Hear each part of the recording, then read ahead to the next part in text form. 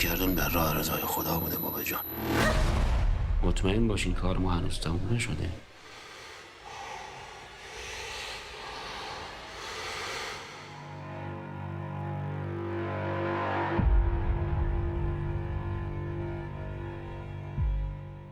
Ali Abbasi, a warm welcome to you on Filme Shilmy and a huge congratulations on Holy Spider and of course the BAFTA and Oscar shortlist. Thank you. Thank you.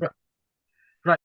It's based on a shocking true story. And when you're surrounded by such a dark and alarming concept, how did that play out when it came to your mental health and your psyche? It's a really good question. I think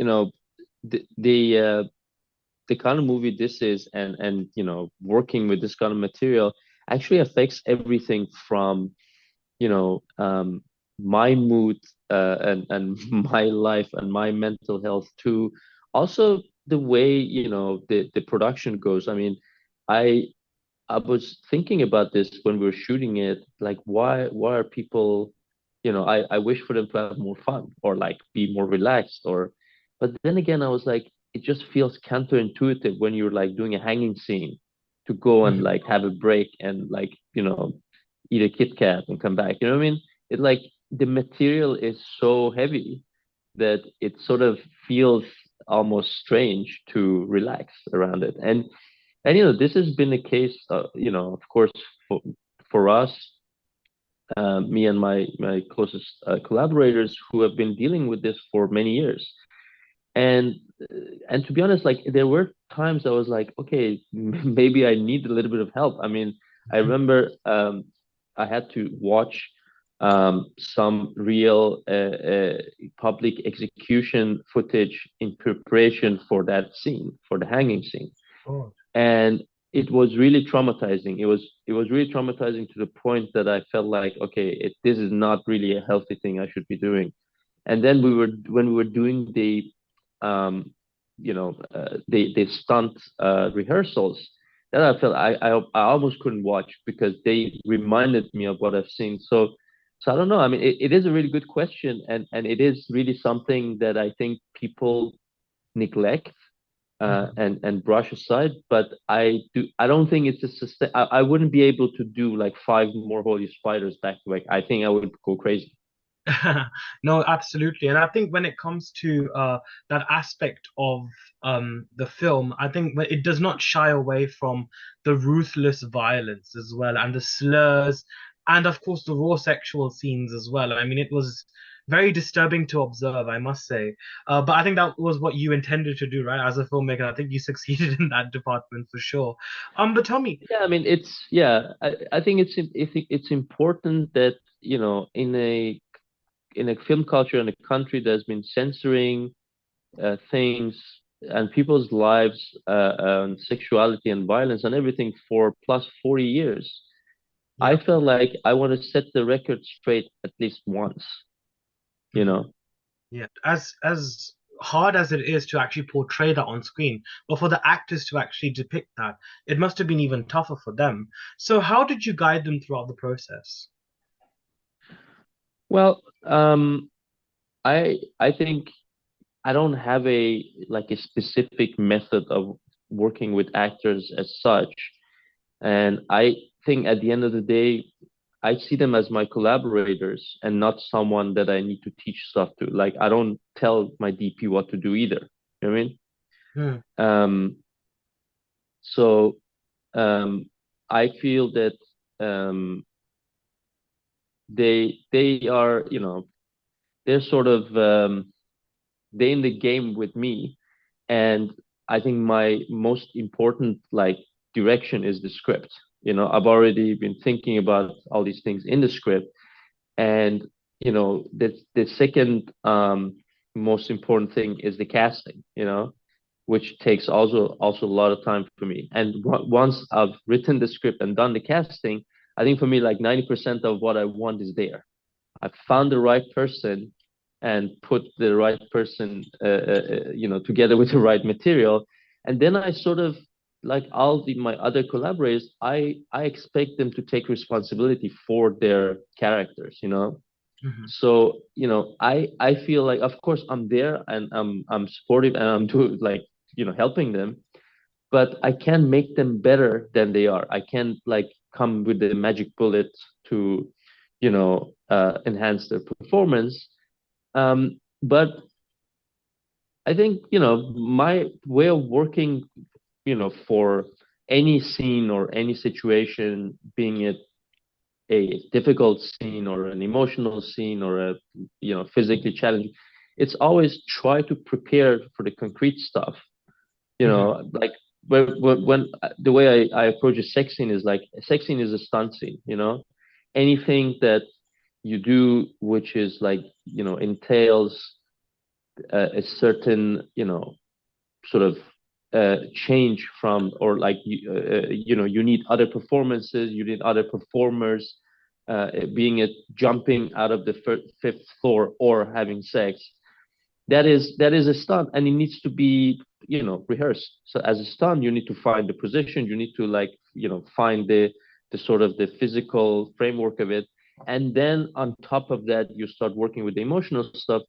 and and I think, you know, I've been privileged to work with the like-minded people who Mhm. feel that this is work Yeah. and this is something that, you know, sexuality or violence or not, this is something that needs to be done, you know, with preparation and accordingly. And it's not much worse, it's not much bigger. It's just another way of doing things. It's another scene, really. Sure. I think it's a very timely film as well because I think it shows the suffering of women in Iran during the early 2000s. And I think even now it continues as we've been seeing with the protests that are currently underway. But besides, you know, raising awareness, because I know sometimes to put an onus on one film to change the social standing and to evoke a change of sorts is quite difficult to do and almost unfair. But do you kind of film Hmm. that the film can proactively evoke social change at all? I I was much more cynical few months ago. I think I would the answer would have been no. But now I mean what I'm seeing, and it's like not by any way I'm not insinuating that I or we had anything to do with what happened or how things started in the uprising in Iran. But when I see the overlap between our movie and the themes and what is going on, and the way people talk about it, the way people look at our movie with different eyes, as you know, since the uprising in Iran, I do feel that there are still places and stories, you know, places in the world and stories where things matter, Yeah. where people actually pay a price, where, you know, saying something is a matter of life and death. And not all the movies is like making ice cream, you know? I think I think we're sort of, when you're working in the professional, you know, American or European system, sometimes you sort of, it's almost a little bit amateur to believe that you're making something important. You know, it's sort of, it's a naive thing. Yeah. And but I do think that that naivety actually is really important.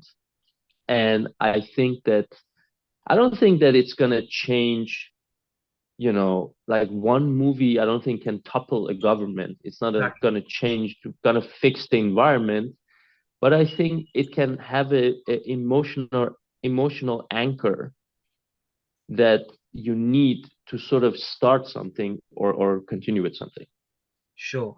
So, because we're running out of time, I've got two massive questions in one. So, apologies, Ali. I'm going to pile them for you, and then you can sort of split them up and answer Yes, them as shoot. you feel. So obviously, Holy Spider does not follow the conventional cat and mouse chase that serial killer movies often follow. You concentrate more on the societal exteriors of Mashhad city. So, first part of the question. Whose cinema were you most guided by throughout the process or influenced by? And secondly, the fact that both Denmark and Iran have won Oscars before, but you know, more than in international validation, what significance does the short list have on both the countries? So those are the last two questions. Yeah, so I haven't been like greatly you know, I love film noir tradition. You know, the early film noirs. I think, you know, what I love about film noirs is like I never feel that they are actually about what they're about. I don't feel that I don't feel that the Chinatown is about, you know, water scarcity or about the murder mystery. It's just you know, an excuse for us to dive into the underbelly and the mystique and like the, you know, bleakness of society. So of course, you know, I love that tradition. I've never been a big fan of like serial killer movies, to be honest with you. And I know that people have been, you know, as every time something comes out, that is not American, you know, the biggest praise you can get is like, oh my God, it's just like Silence of the Lambs. Oh my God, you're like just like David Fincher. I'm like, you know, not that I don't like these people, but you know, Have your own identity. why is it what? Why is it always need to be like, you know, something like whatever this American movie meets that British movie, you know, because there is also rest of the world where things are happening. Um, so I can't tell you like I saw that certain serial killer movie and you know and uh, and I got inspired. My real inspiration, I would say, is more on the, you know, surreal, more like psycho thriller part of things. Like someone like David Lynch is a big inspiration for me, for example, you know, the way, like I think also because he does play with the noir elements, but not in a sort of the clockwork plot way, but in the more in on a psychological psychic way. Yeah. As for the Oscars, um, I mean, it is, you know, it's a little bit strange to be in a horse race with other films and filmmakers, you know. Just did a panel in Palm Springs where you sit with like six other filmmakers, and I'm like, these guys, they spend like many years each on their movies. They had so many problems, they have so many issues, they have so many stories, and now you have to tell the audience in 25 seconds what is the best thing with your movie and what is the last bad thing, and you know, just feels a little bit strange, you know. Yeah. But but of course, you know, I also know that we are doing this as an industry to raise awareness and you know, create excitement about this. So I know that's not necessarily a bad thing. For me, this is not about you know, a country, you know. This is about a situation. So like when I'm thinking about this movie, I'm thinking I don't feel like this movie would be a win for Denmark or win for Iran, but I think this movie, the attention it would get would be a win for the Iranian people that are out in the streets now. So, You so know, true. in that way, I have a double motivation, which is on top of course, you know, I want to claim and you know, I want people to watch the movie, but it's that aspect of it is bigger than this movie.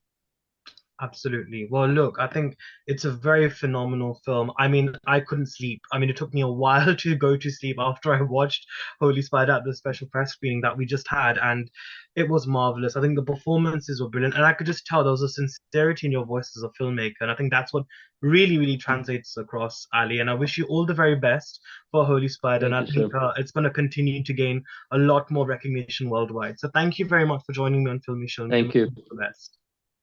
Thank you. Thank you. Thanks. Bye bye. Okay. Have a good evening.